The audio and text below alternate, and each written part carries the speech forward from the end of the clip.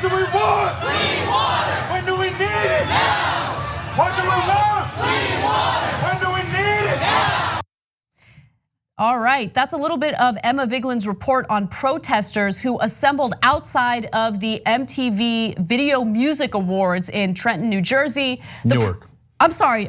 The protesters wanted to raise awareness about what's been happening in Newark, New Jersey, and it has to do with lead in their drinking water. So let me give you a few details before we toss to a little bit of Emma's report. And by the way, I do encourage you to watch her full report, which we'll link to in the description box below.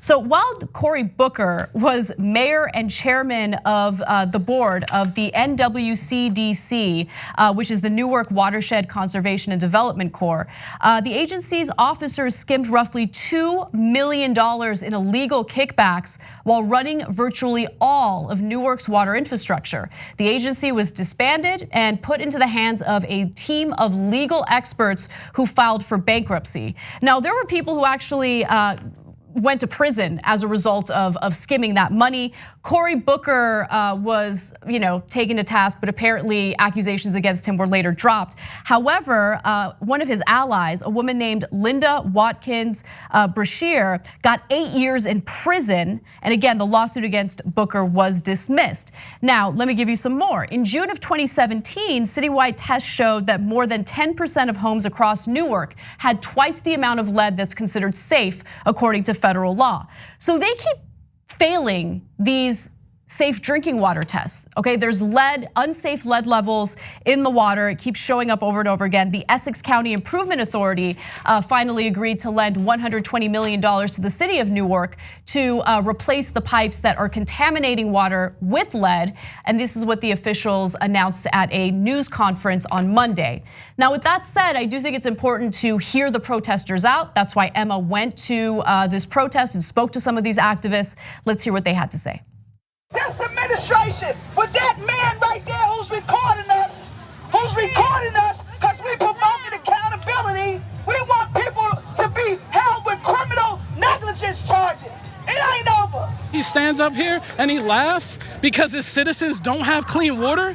This is who represents us. And I'm supposed to trust that he's gonna do right by $120 million, that he's gonna fix my people's lead pipes? No, we know who he represents. We see who he represents. And this is indicative of the entire administration. From the top all the way to the bottom, they all need to go. His name is Rahman Muhammad, and he is the deputy mayor of employment, and he works for the mayor's office and has been filming these people asking for clean water for 20 goddamn minutes and laughing in their face.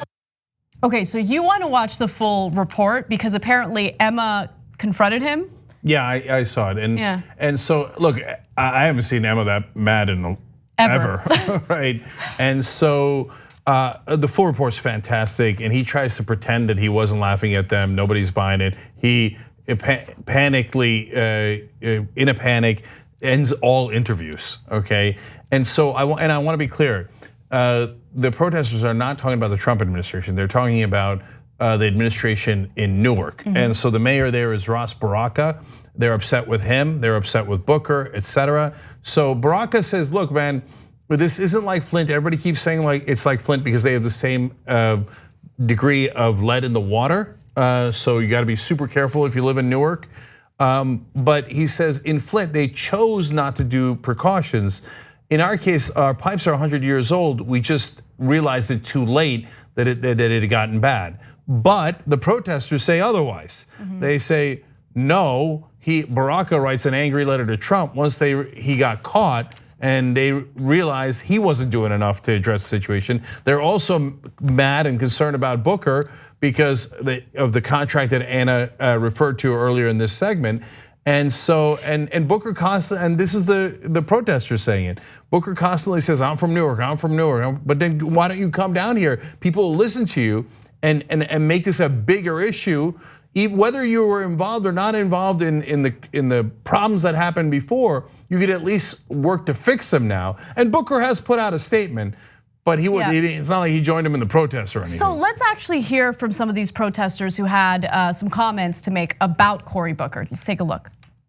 The Newark Water Coalition has been trying to sit down and meet with Senator Booker since July 9th. We've been in email exchanges with one of his staffers, and we've been pretty much pushed to the side on this issue. We tried to reach out and talk to him about what residents were experiencing, and I feel as though he's part of the response, like part of, what's going on, and he should take partial responsibility. I think that he was very Newark forward and definitely wanted people to know that he was from Newark, and that was his base, and that's what got him to the Senate. And I just wish that at one of his meetings here, where maybe he's hosting a dinner to raise money for his presidential campaign, that maybe he just say something, right? Or maybe he'd come out here to maybe not something like this, but be seen publicly saying, hey, there's an issue in Newark. Because he has the privilege of having the press, right? People listen to him. They think what he says is important. And so if he was just to even mention that Newark is having a problem, I think that we wouldn't be begging for funds and begging for a solution right now.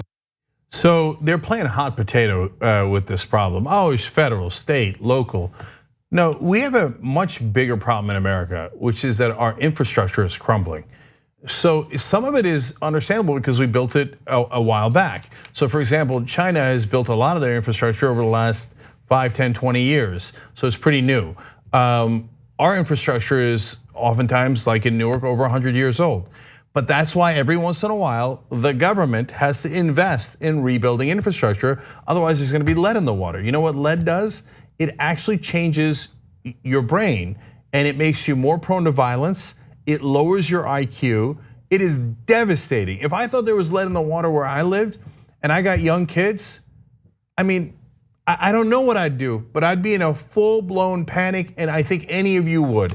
And so the first woman you saw in that last video with Emma, she had a powerful part of that interview, which again, we'll put the links down below if you're watching later on YouTube and Facebook, just click on them and watch for yourself. But she talked about how, look, I got a 5-year-old. Did it already change his brain? I wanted him to be a scientist, and now maybe he can't be a scientist, I don't know. No, we can't live like this. This is worse than a third world country. And it's the main thing that it's about is the powerful people don't care about the rest of us. And it screams through at every level. And you can see in those protests, and you can see it in the coal miner protests in Kentucky, and you can see it everywhere. People finally going, I can't take it anymore. The teacher strikes all across the country, hey, they're never gonna get to us. The idea was, oh no, you give everything to the rich and the powerful, and then they literally call it trickle-down economics, and it's supposed to trickle down to us. And after 40 years, people are waking up going, they're never gonna get to us, it's never gonna trickle down to us. That wasn't the point. The point was to give everything to the rich and the powerful. So when the rich and the powerful tell us, no, don't worry about it, it's their fault or this fault, but we're not really gonna fix it, or it's gonna take us a long time to fix it, it is maddening. And if you put the people that live in Washington, D.C. that are powerful in that district in Newark, where their kids all of a sudden are exposed to lead, that might change the dynamics of their brain. Do you know how quickly it'd get fixed? All of a sudden there'd be panic. Oh, my kid, I was gonna send him to private school. I already paid Harvard to get him in later, 20 years from now. I can't have lead in his water. How about our kids? That's what these protesters are saying, and that's what you gotta listen to. How about our kids? On the go? Don't worry, we got you covered. You can still listen to TYT at our new podcast network. Find us on Apple Podcasts, the Google Play Store, or at tyt.com/podcast.